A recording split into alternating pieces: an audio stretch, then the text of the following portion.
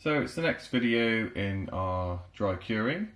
We're on to the stage where both of the duck breasts have been marinated. I've rinsed them off actually, so I've left them for about an hour, just patted them dry, so the actual excess salt has come off.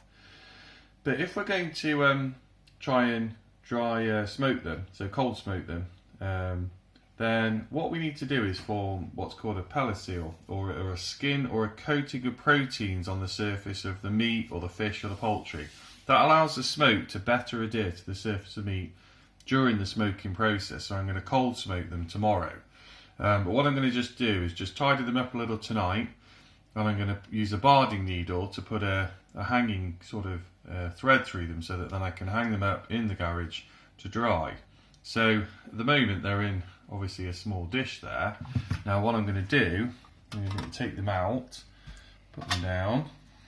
Now this little bit here is not going to work. That little bit of meat there is just not going to work. So what I'm going to do is going to neatly trim them down. And this bit I'm not going to waste.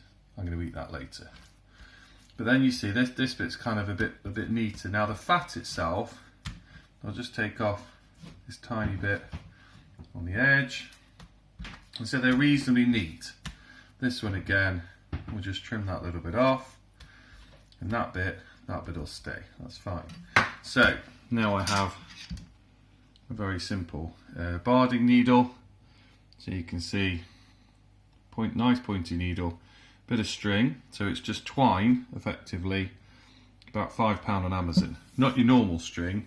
It's got a little bit of rayon in there, a little bit of plastic. Now all I need to do effectively is find a nice place, push the needle through, and it will pull it, and there we go. So we've got our string.